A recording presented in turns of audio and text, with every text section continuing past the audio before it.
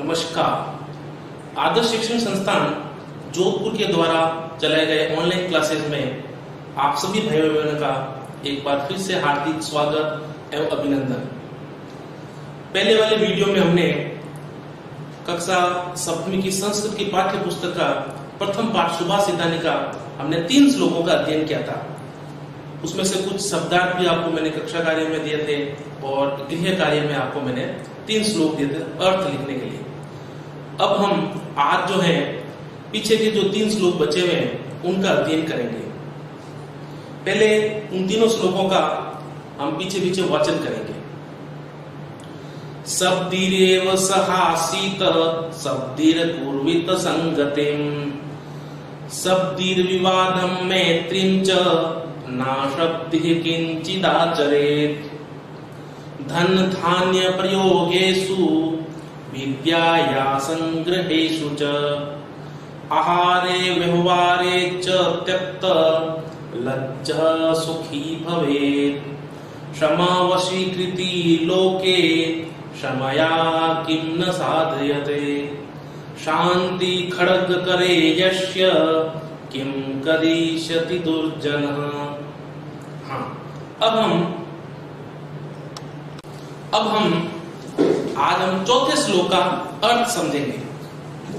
शब्दिरेव, शब्दी का मतलब होता है सज्जन, अच्छे पुरुष जो अच्छे काम करते हैं, दूसरों की सेवा करते हैं, परोपकारी होते हैं, उनको हम सज्जन व्यक्ति कहते हैं।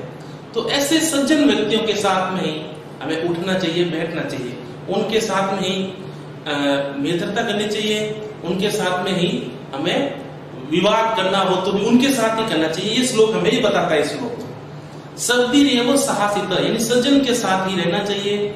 शब्दिर पूर्वित संगतिम, शब्दी यानी सज्जन के साथ, पूर्वित यानी करनी चाहिए, संगतिम संग का मतलब साथ में, यानी सज्जन के साथ में ही हमें उनका संग करना चाहिए, यानी उनके साथ में ही मित्रता करनी चाहिए, उनका साथ ही करना, उनके साथ ही रहना चाहिए। शब्दिर विवादम मैत्रीं च, और सज्जन के साथ में विवादम यानी विवाद करना चाहिए, मैत्रीं च और च का मतलब होता है और। च पहले वाले श्लोक में भी, पहले वाले वीडियो में हमने बताया था कि ये जो है च, यदा, तदा, कदा, ये सारे जो है अव्यय है, अविकारी शब्द जिसे कहते हैं हम। तो ये च भी जो है ये अव्यय है। च का मतलब होता है और, यानी सज्जन के साथ, शब्दिर विवादम मैत्रीं च, यानी सज्जन के साथ ही विवाद करना चाहिए और सज्जन के साथ ही मित्रता करनी चाहिए। अब इससे क्या होता है, अगर सज्जन व्यक्ति के साथ अगर हम विवाद करेंगे तो उनसे हम कुछ सीखने को मिलेगा हमें। अब मित्रता करेंगे तो भी सीखेंगे और झगड़ा करेंगे तो भी उसके साथ में हमें कुछ सीखने को मिलेगा। ना शब्दी किंचिदाचर, न धन अशब्दी, न का मतलब है नहीं, इसमें न में अ है और सामने भी अ है, अधन अ बराबर आ, यह है दीर्घ संधि, स्वर संधि का एक भाग है दीर्घ संधि, उसका ये उदाहरण है। ना शब्दी किंचिदाचरेत् यानी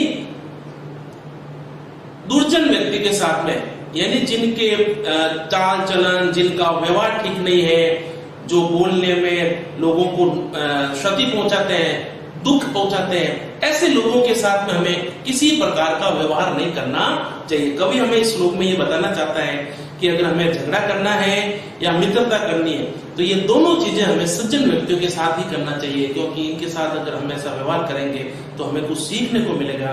दुर्जन के साथ में अगर, दुष्ट लोगों के साथ में अगर हम मित्रता करेंगे या दुष्ट लोगों के साथ में हम झगड़ा करेंगे उससे हमें नुकसान होगा, कुछ फायदा नहीं होगा। अब अगला श्लोक 5वां। धन धान्य प्रयोगेषु, धन, धन का मतलब होता है रुपए पैसे, धान का मतलब होता है अनाज, प्रयोगेषु यानी प्रयोग करने में, प्रयोगेषु में सप्तमी विभक्ति का प्रयोग किया गया है। सप्तमी विभक्ति का जो है एक चिन्ह है मैं पर सप्तमी विभक्ति का प्रयोग होता है। धन धान्य प्रयोगेषु यानी धन अनाज के प्रयोग में, विद्याया संग्रहेषु च, और विद्या इसमें षष्ठी विभक्ति का प्रयोग हुआ है, विद्या का, क्योंकि इस विद्या के साथ में संबंध स्थापित हो रहा है।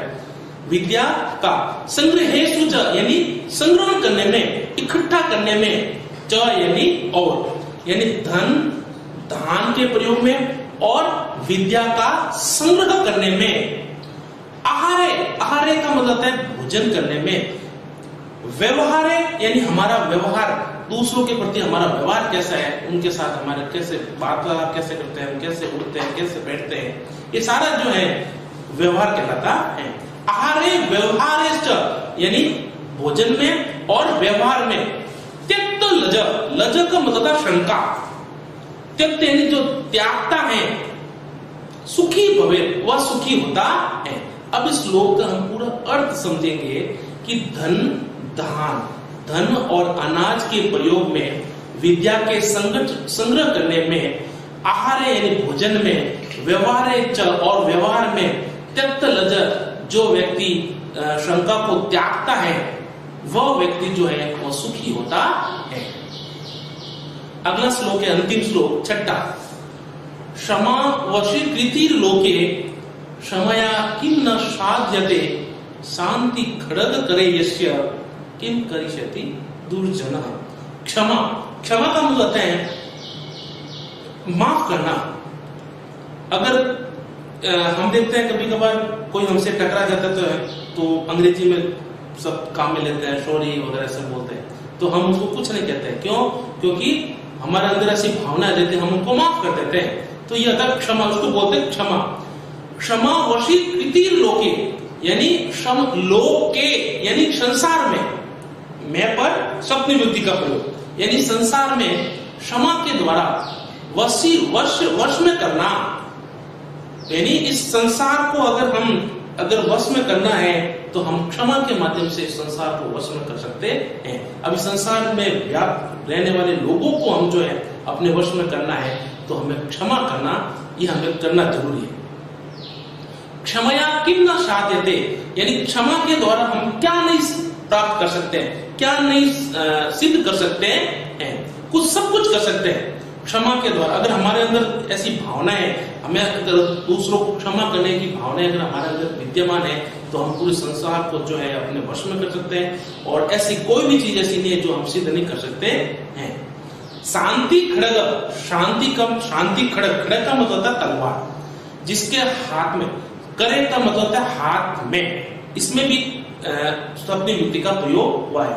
करे का मतलब है हाथ में, मैं पर सप्तमी विभक्ति का प्रयोग हुआ है। शांति खड़ग करे यानी जिसके हाथ में शांति रूपी तलवार है, यस्य यानी जिसके, किम यानी क्या, करिष्यति, करिष्यति में क्री धातु है और इसमें पहले भी हमने छोटी कक्षाओं में हमने पढ़े थे लकार के बारे में। मुख्य रूप से 3 प्रकार के लकार होते हैं। लट लकार यानी वर्तमान काल जो समय अभी चल रहा है, लिरिट लकार भविष्य काल जो समय आने वाला है, लंग लकार जो समय बीत गए हैं इसको हम भूतकाल भी कहते हैं। ये मुख्य रूप से 3 प्रकार के काल होते हैं। हिंदी में काल कहते हैं, संस्कृत में लकार कहते हैं।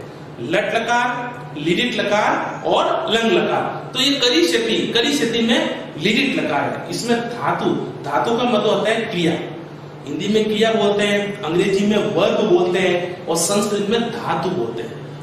तो इसमें क्री धातु है, लिरिट लकार है और प्रथम पुरुष का एक वचन करिष्यति, करिष्यतः, करिष्यन्ति, करिष्यसि, करिष्यतः, करिष्यत, करिष्यामि, करिष्यावः, करिष्यामः। इस प्रकार के इसके रूप चलते हैं।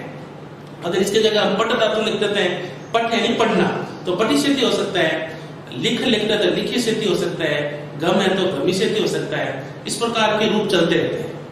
तो शांति खड़ग करे यस्य यानी जिसके हाथ में शांति रूपी तलवार है, किम करिष्यति दुर्जन, उसका क्या कर सकता है दुर्जन, यानी सज्जन आगे दुर उपसर्ग लग गया है तो दुर्जन हो गया, यानी जिसका व्यवहार ठीक नहीं है ना, ऐसे लोगों को हम दुर्जन कह सकते हैं। यानी सज्जन का विपरीत है ये सब, तो दुर्जन उसका क्या बिगाड़ सकता है। तो अब इसका श्लोक का पूरा अर्थ हम एक साथ समझेंगे कि क्षमा के द्वारा इस संसार को जो है, क्षमा के द्वारा हम जो है वश में कर सकते हैं, क्षमा के द्वारा हम जो क्या नहीं कर सकते हैं, और जिसके हाथ में शांति रूपी तलवार है उसका जो है दुर्जन भी क्या बिगाड़ सकता है, कुछ नहीं बिगाड़ सकता है। तो पहले वाले वीडियो में हमने ऊपर वाले 3 श्लोकों का हिंदी लिखा था और इस बार भी जो है आपको कक्षा कार्य में जो है पहले पीछे के जो मैंने आपको बताए थे शब्दार्थ, उस शब्दार्थ के अनुसार पहले ये शब्दार्थ करेंगे बचे हुए, उसके बाद में आपको गृह कार्य लगाकर पीछे के जो चौथा, पांचवा और छठा श्लोक इनके आपको हिंदी अनुवाद